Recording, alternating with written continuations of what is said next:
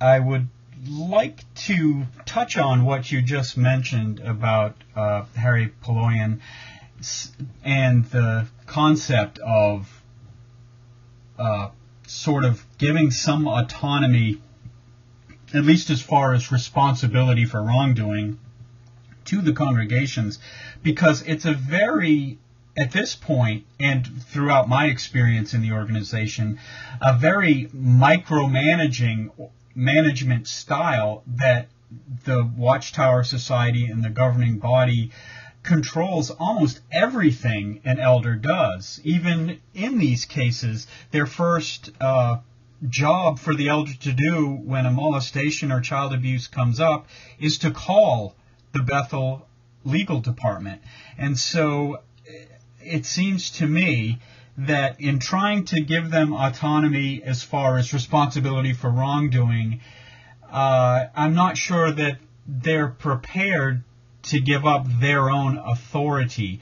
Do you have any ideas on how they can pull off that sort of dual personality of maintaining that sort of being in charge with an iron fist that the old school hardline leaders of the organization like to rule as, while still sort of cutting loose the congregations? I don't think they can pull it off. But what do you think? I'm not sure about that either. I wouldn't venture into that. Even if I was sure, I wouldn't venture into that. There's just some things that need to come out later on. And since you advertised on JWN that you're talking to me, whoever's listening from Watchtower, and I know they're listening. I know they're listening. And I should say hello to them, right? Because I have Absolutely. It from inside of Bethel. So I know they're listening. And they're trying to find out information through me. And I told everything I said tonight, I meant for them to know. You got a whole new crop of leaders there. They don't even know what went on when I was at Bethel. They have very little idea of, I bet they don't even know the material that the old governing body received on child abuse. That's all passed and done with. So they're going by revisionist history, and I know that happened.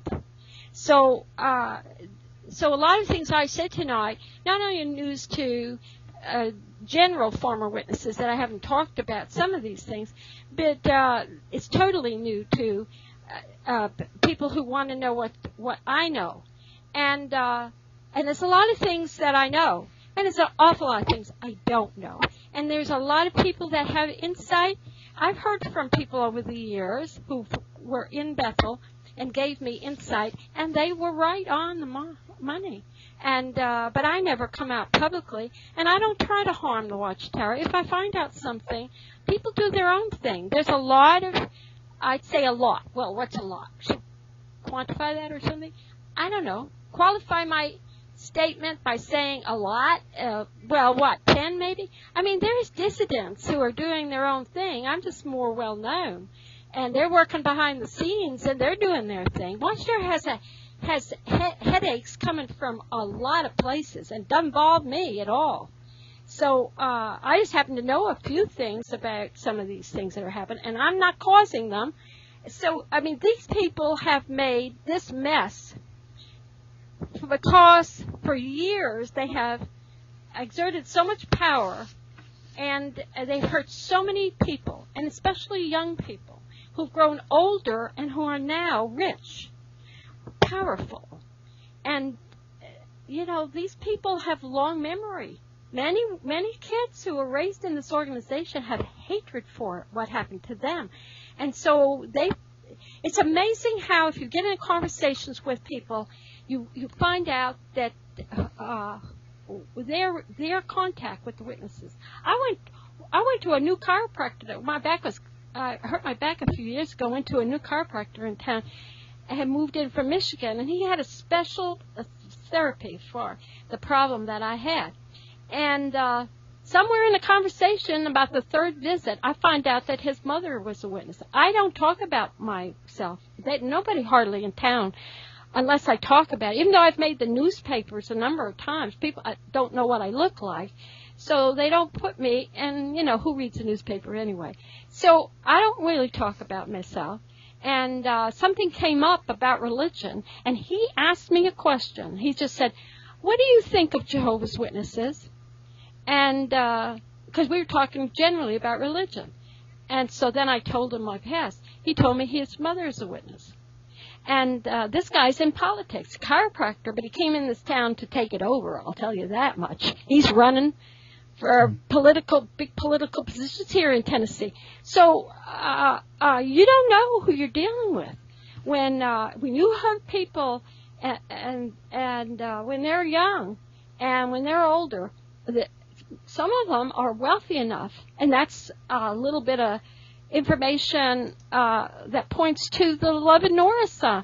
Their way, some law firm, a law firm, had a connection with another law firm. And anyway, but there was at the root of it all that helped Love and Norris financially. And in the beginning, they didn't have the kind of money to push this kind of thing. They were hiring detectives and so to investigate. But there was somebody I don't know. I could find out, but I don't want to know, that was raised a witness. And this person was very, very wealthy, connected with a huge law firm in the United States. And so, goes around, comes around, or whatever. And so they've injured Watchtower, and elders have injured so many people. And it's going to come back to haunt them. And that's what it's doing now. I mean, Stephen Unthank is an example of that, of what was done to his brother, the molestation to his brother, which is in the submission. He discusses that. Wow. And the other children, so many children that he knows of. One 12-year-old, it was in the submission about what happened to her. And it's horrible. So the Watchtower has to divorce themselves from these congregations, because it all points to them up there by the, like you said, the strict control they have, and taking the Bible and using a verse in the Bible that is hurting children, like the two-witness policy, which was never meant for a criminal type thing. And in the Bible, the two-witness thing was for a totally different reason. It was a church thing. Yeah.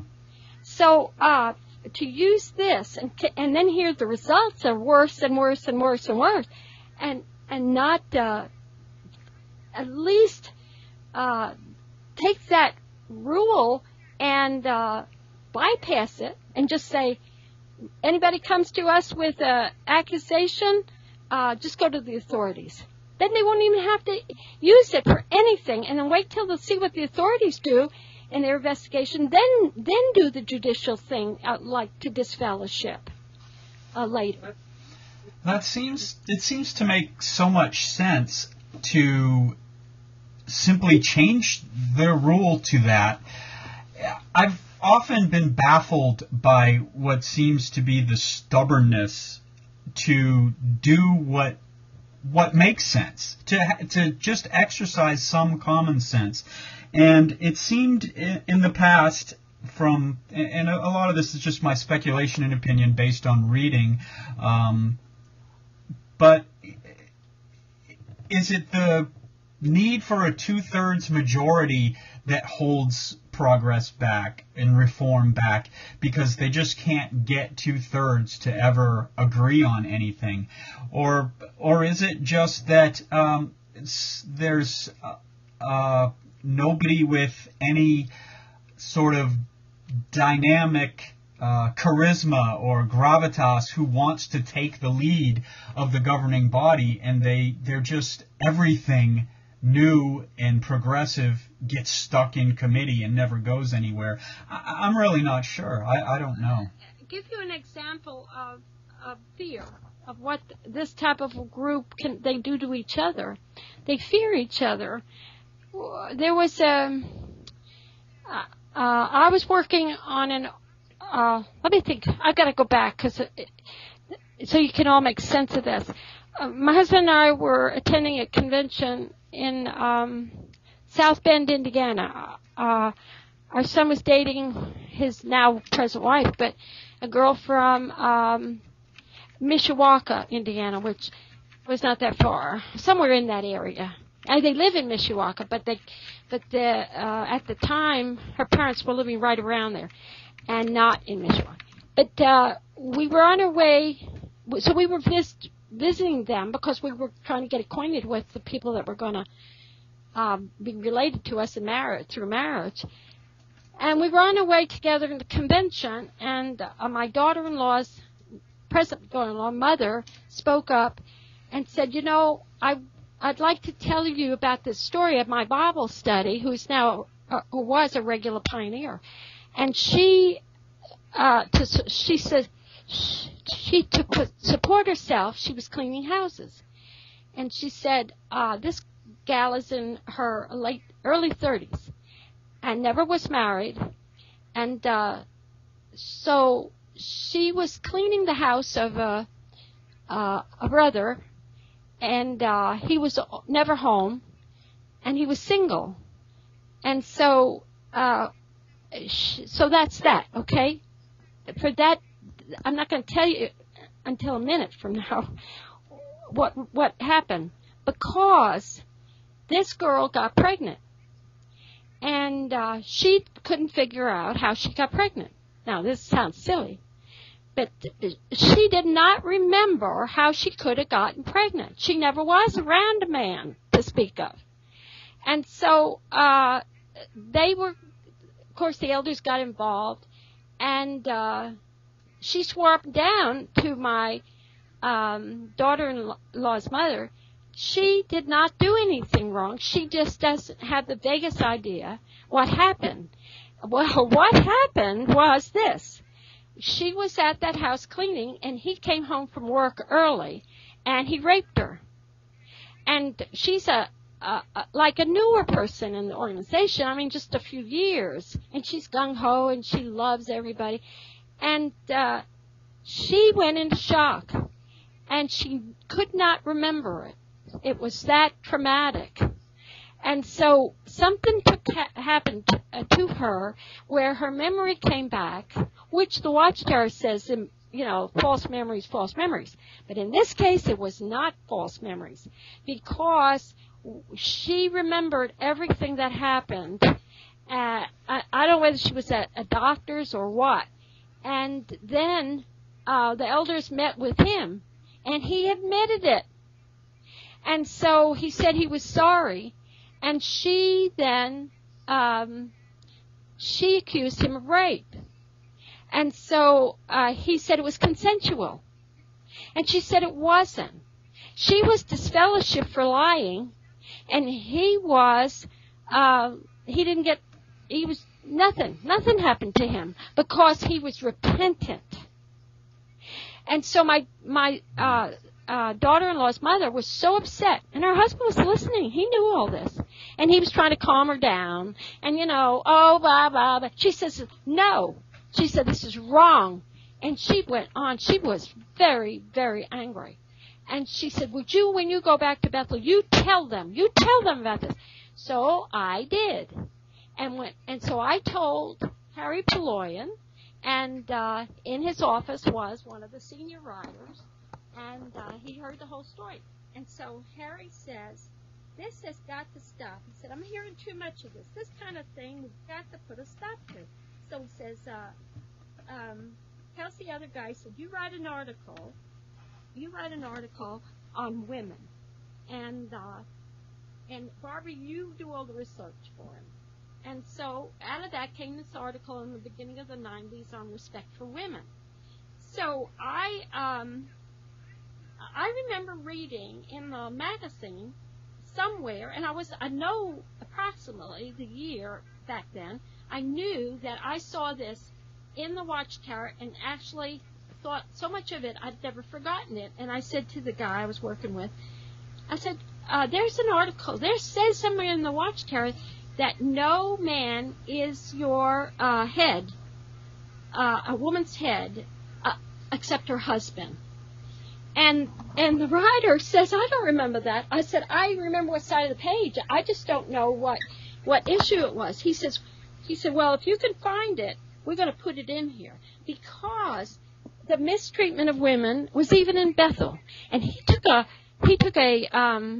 recorder, and he was interviewing people, women. He was going around interviewing women in the factories and the homes, and he was shocked at what he was hearing, how the girls were complaining about how they were demeaned and treated by the Bethel overseers, who many of them were young, and treated them like dirt.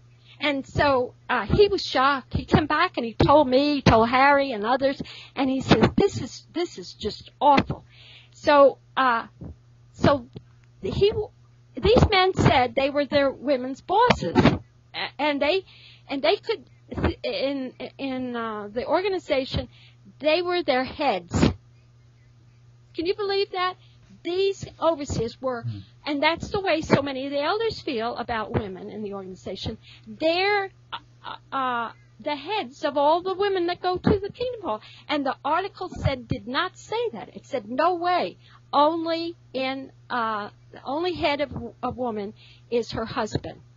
And so I found it. I was looking for something else on another project, and it was right across the page. I was so surprised. I was closing up the book, and my hand was on it, and I looked down and I saw it. So I quickly told the other guy, and then what I'm getting at is so interesting, because he put it in the article and had quote down on the footnote, he put where it was written. And sent the article through, and it goes through so many hands, but it goes through checking of the 3 governing body members, if they're there. And he was so worried that one of them wasn't going to, or all of them would not allow that through. And so every day he'd say, well, did the article get approved? And he'd go, I don't know, but that's going to trip it up. And I said, but the source is there. He said, doesn't matter. He said, and so when Jack Barr was the last one, he was the last one to do his check mark. They write next in red. The different have different color pen, but he had the red as a governing member and writes in the margin about statements in the articles, and they check it against the sources which you have attached to your article. So Jack let it go through, but told me how worried he was that the other governing body were going to kick it out. And they're in fear because it makes them look bad, like they're not spiritual, or Joe's spirit isn't working on them or something. But they're all afraid of one another. That's what I noticed. One of the few people I noticed that was Harry Paloyan. He was not afraid of them. He had been there so long, and he had such a strong personality. He was Armenian descent, and he wasn't afraid of any of them. And they wouldn't do anything to him anyway, because it's an old boy network. The longer you're there, the more they stick up for you, and they'll keep you, unless you're a murderer. They'll just change your job or something. And if you really do something bad, they give you a job where they know you hate, and you'll leave Bethel. But I mean, if you commit adultery or something, like one of them, he had a mistress in town. He was gone as soon as somebody found out. He was gone the next day. But it's the Bethel environment is even in the congregation amongst the elders. Nobody wants to look like they're not spiritual, or not being used, that they're not. They made a mistake.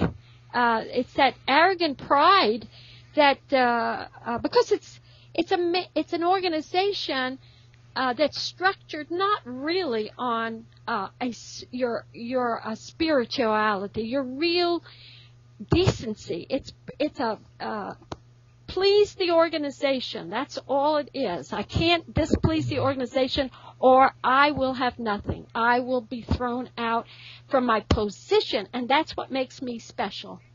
That's the way it is. I told a district overseer's wife one time, when I was at Bethel, she called me from Florida, and she said, we've known them for years, and she says, oh, she mentioned her husband's name, and she said, oh, he's just worn out. He deals with these elders all the time, and it's awful, awful problems galore, and we don't know what's going to happen. And so I said to her that I said this was my opinion, and I said that elders, I think women fall in love with the Jehovah, and men fall in love with the organization. And she thought that was. I said it seems to me that, and she said, that is so true. I'm going to tell my husband that.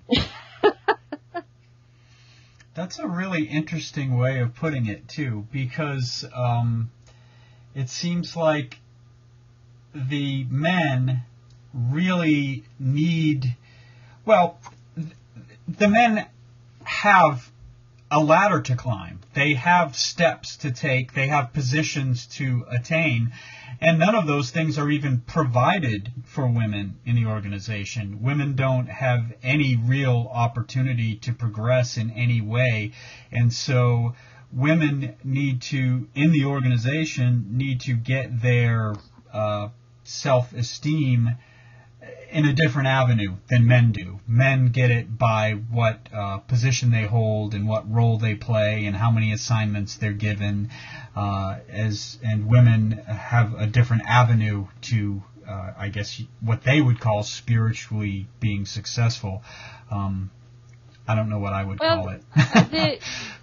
Men and women look at things so differently in so many areas. Anyway, men are interested in things, they say, women are interested in people. We're just so different in certain aspects, and it's like with going to church. The churches are full, especially when I was Catholic. The churches are full of women. Very few men back then went to church, including my father and all my male relatives. They showed up at Easter, is when they dress up in a suit and put a hat on and go to church, and then have dinner that the women cooked. When you go door to door, it's the women you meet, and then you try to, if they come into the witness religion, then you try everything to include the husband and try to convert him. And it seems as if they repel religion. If they're not religious-minded, they seem to repel religion initially. But when an elder or a man calls and talks to the man, and then it becomes a knowledge thing. They fall in love with knowledge. And in fact, that's what we use that scripture about. This means everlasting life, taking in knowledge. And women study, but it's to convert people. And so they hold the bulk of the studies. It's different in their nature. And so, but there's exceptions to everything. And so you do find some very loving men, but they really become so acclimated to that organizational structure to keep that together. It seems to me to be just part and parcel of the male. And women, there are women who will do that, but they're even like climbing the glass ceiling. They have to be trained from childhood and through college to want that top position. But men, it could be environmental too. That men in this world are like that, and culture. So I don't know I don't have any strong answers. I just know from observation all the years that I've been associated with this group. And when you take a position away from some men, they go to pieces over. That's been an observation that's certainly made by many people other than me. I mean, they are important because they aren't important on the outside, and they are important in this this tiny little pond. And they want to be big fish in a very tiny pond in this world. Mm-hmm. Yeah, and I feel like that is part of the way that the organization maintains loyalty is through the fear of losing one's position. There are people who like to research, like to learn new things, like to study, but really don't want to know anything negative about the organization, even if it's true, because it's too much to give up. It's psychologically, it's very traumatic to give up this faith and to leave the organization, and especially if you hold a position, to give that up.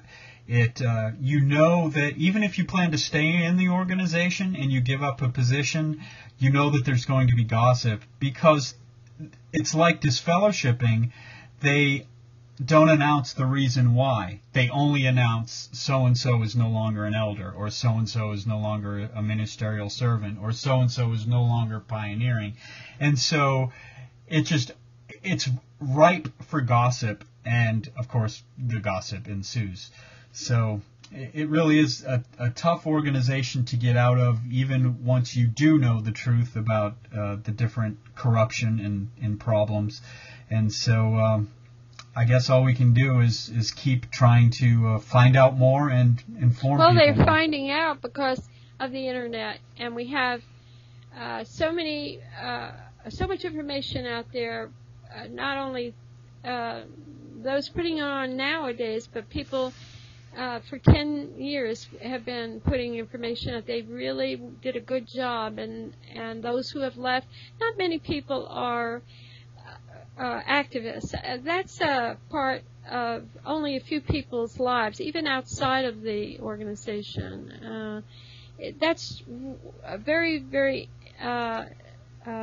well-educated gentleman told me that a long time ago, and he said there very few people are activists in anything, and so I never feel badly that people aren't.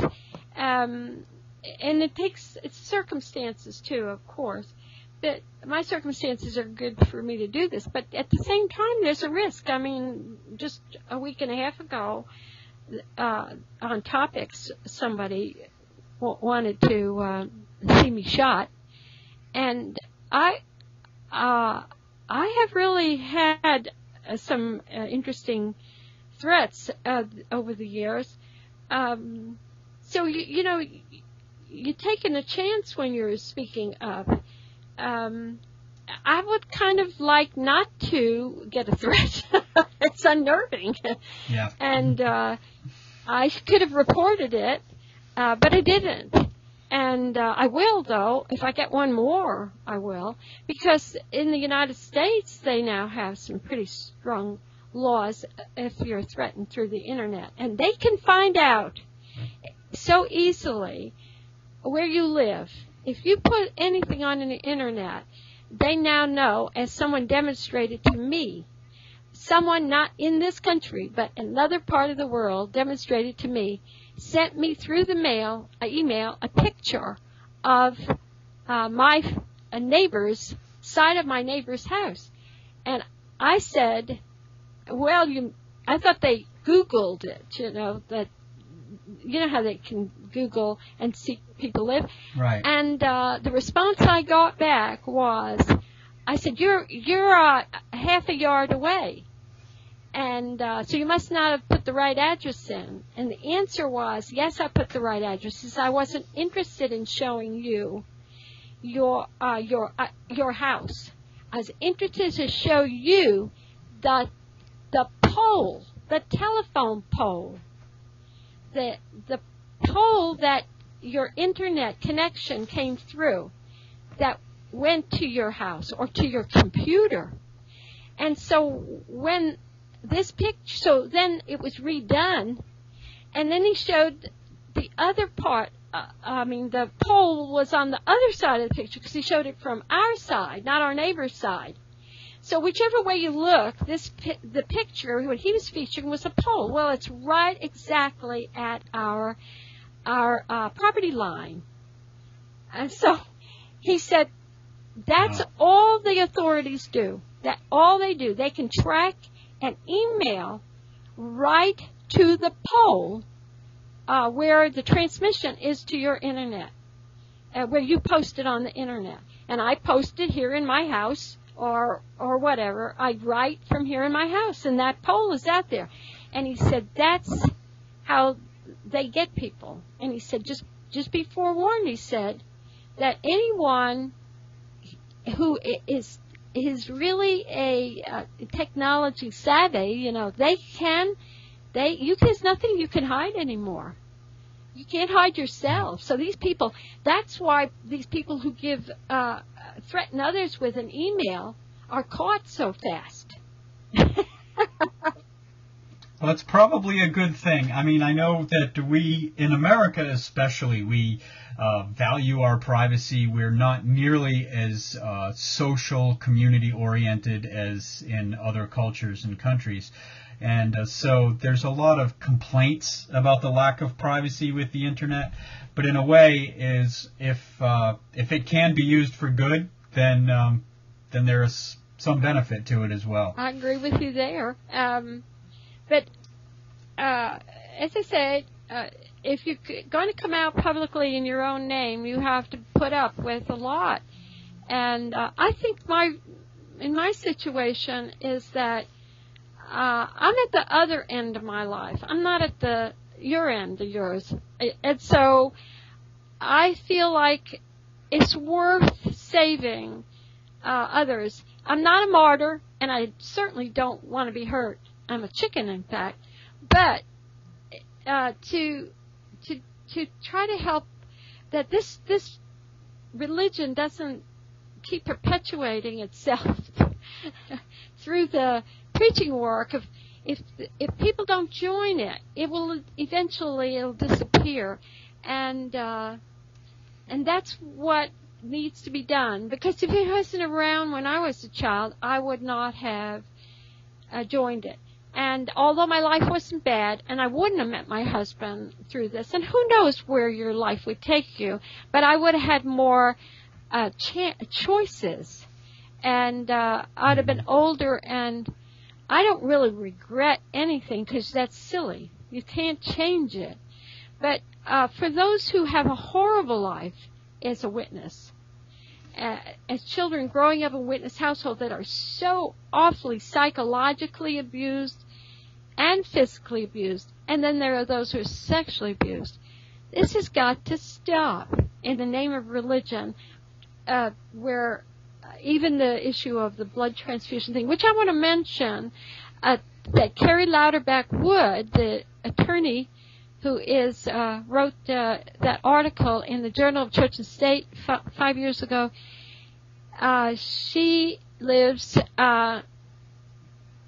in Florida, but she went to Minneapolis and gave a talk, and that was today. She gave the talk this morning at the American Society for Bioethics and Humanities in Minneapolis, and the audience was full of ethics professors and medical people, and she explained the blood issue and how she told the stories which they prefer to make your point, and she told the stories of what happened to her being raised in a witness household, and it wasn't that pleasant. And then, of course, when she lost her mother, that was the reason why she still thought that this, even though she left it in her late teens to go to college, she always thought it was the truth. But when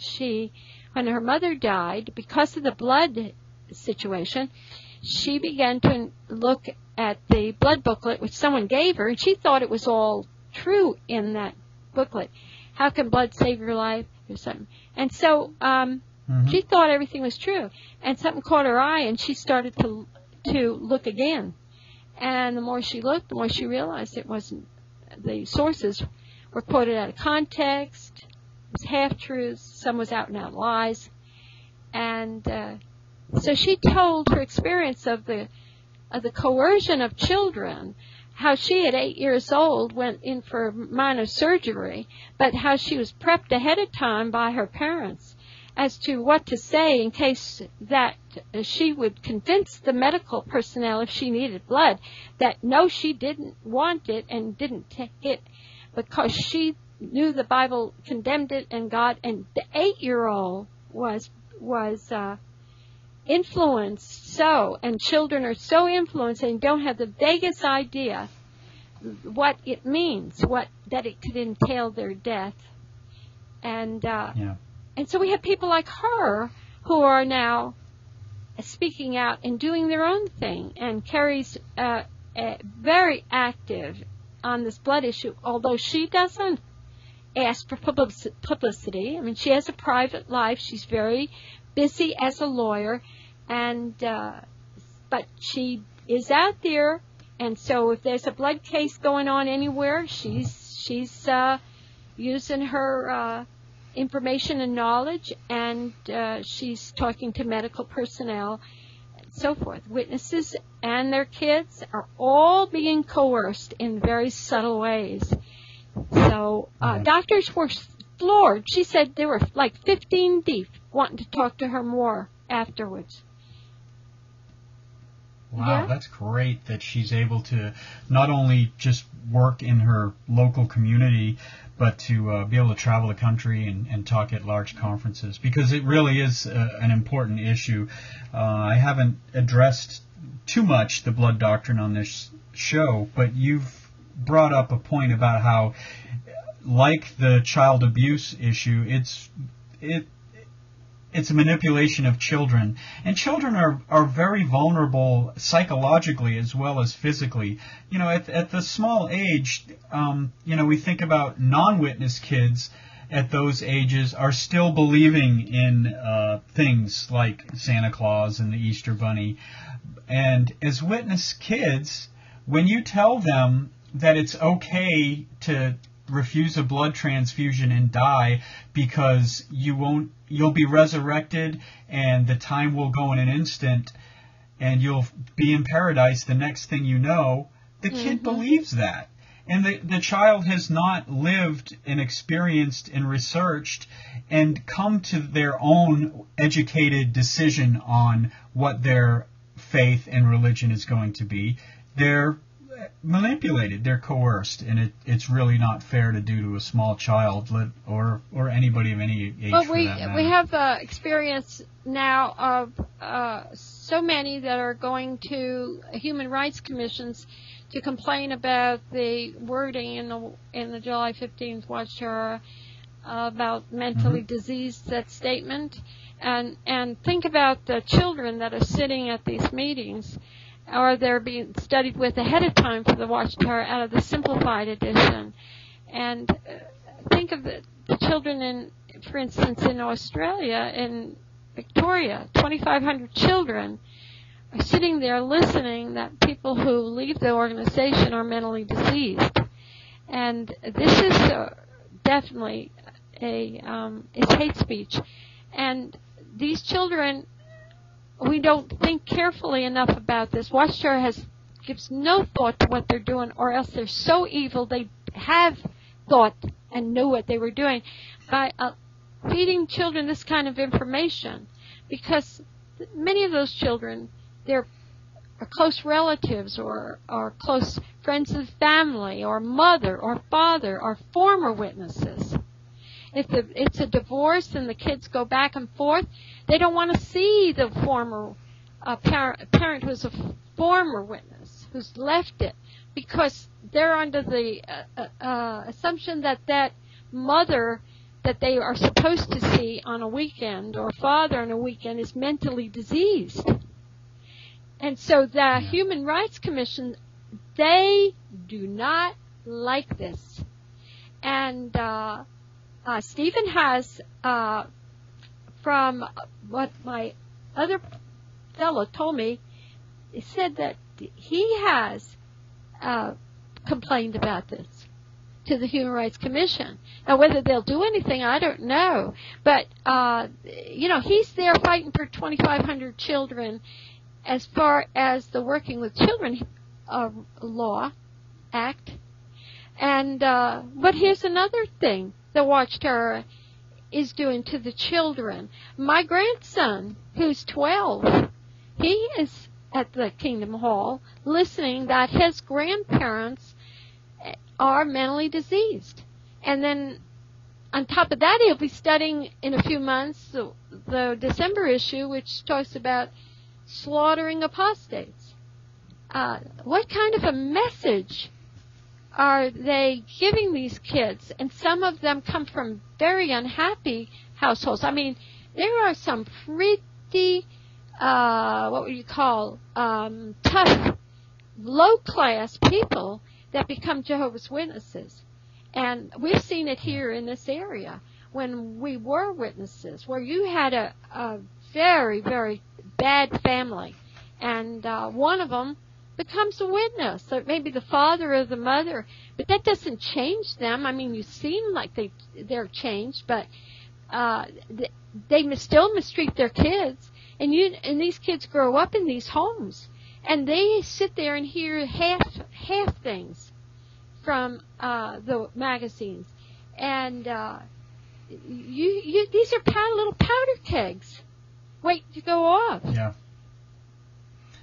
Yeah, as the rhetoric is ramped up by the organization, they're going to find that if they don't tone it back, that somebody is going to go off and blow up. And it actually, I'm sure it has happened. I mean, there's the occasional article that you read about somebody who's a witness who lost it and killed people. And it's only a matter of time before it happens to be someone who does it because of some certain rhetoric that they heard, that they were trying to cleanse their family of satanic influence, and so this apostate in the family had to be dealt with. You know, it's just a matter of time before something like that happens and really makes the organization look worse than it already looks. Well, Barbara, it's been a real pleasure talking to you this evening, and I thank you so much for spending this time with us and sharing with us this information. Is there any last comments you'd like to make to the Cult Free Radio audience before we bid them goodnight? I think they've had enough of me.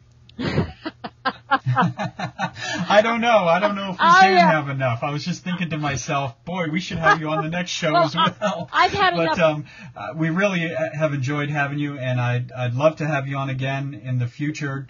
Just how about you? We'll stay in touch with each other, and you can let me know when there's something new to talk about. Yeah, we'll just be fine. And since I've said so much, I don't have to go back and say it again. I can go forward and tell you some more practical things from nowadays rather than my past.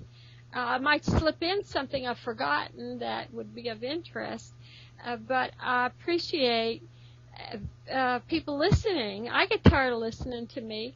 But I know my story over and over again, so I'm kind of tired of it. But it's the first time for some. If it helps you to understand this, is good. It's a human organization, and there's really no. People leave this organization.